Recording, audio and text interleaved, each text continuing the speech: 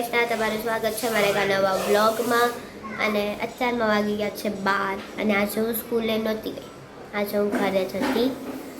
અને મારા મમ્મી અત્યારમાં કરે છે દીવો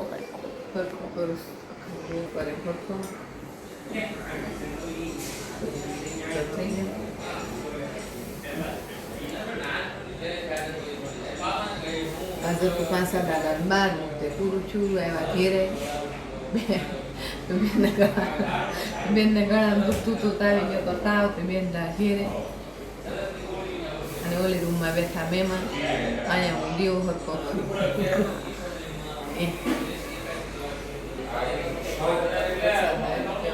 મસ્તનો શું કહેવાય તડકો છે અત્યારમાં. અને હું ખાતી હતી એટલે આજે ખાતી નથી, મેં કાપ્યા છે જમરૂક. મારા મમ્મી આવ્યા ને તો એ ભાળી ગયા હતી જમરૂક લેતા આવ્યા અને હું ખાઉં છું. અત્યારે વાગી ગયા છે મારો અવાજ અત્યારમાં હાવ બેહી ગયો છે. હું હતી પિક્ચરમાં અને ચશ્મા અહીંયા પડ્યા છે.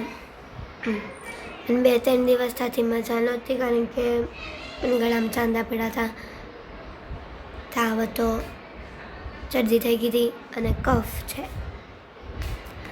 4 વસ્તુ અને અત્યારમાં તો હાવ બેહી ગયો.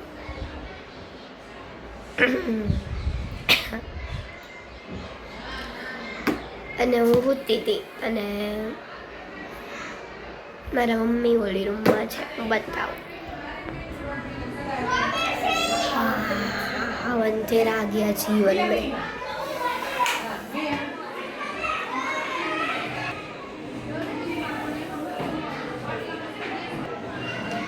અત્યારે મશીન બંધ થઈ ગયું પણ અત્યારે મશીન કર્યું હતું. બોલો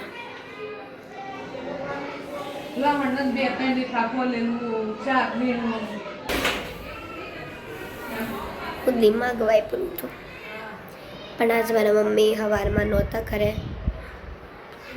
બપોરે આવ્યા હતા, પછી મહેમાન આવ્યા હતા એટલે અમારે હતા, પછી કર્યું હશે. હું તો હોઈ ગઈ હતી 3 વાગ્યા.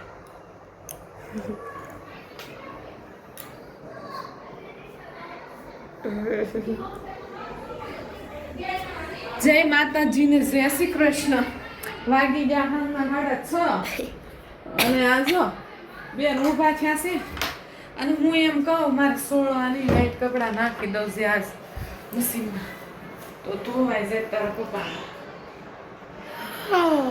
મને હજી નીંદર આવે છે.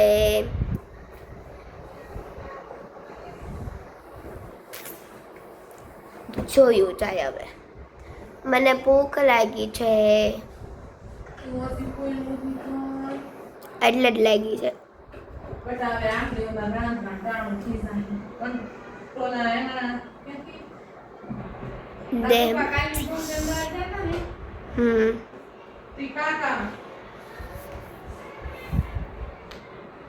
વાવ, કંટોલાનું શાક.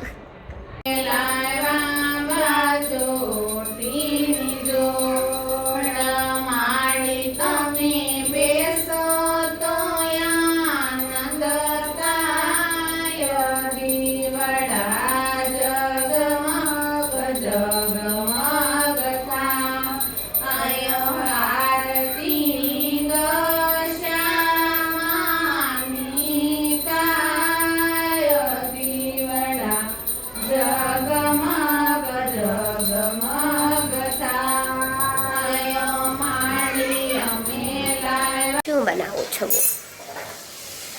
ગુવારનું શાક, કંટોલાનું શાક અને રોટલા. રોટલા મેં રાતથી કરી દીધી છે તો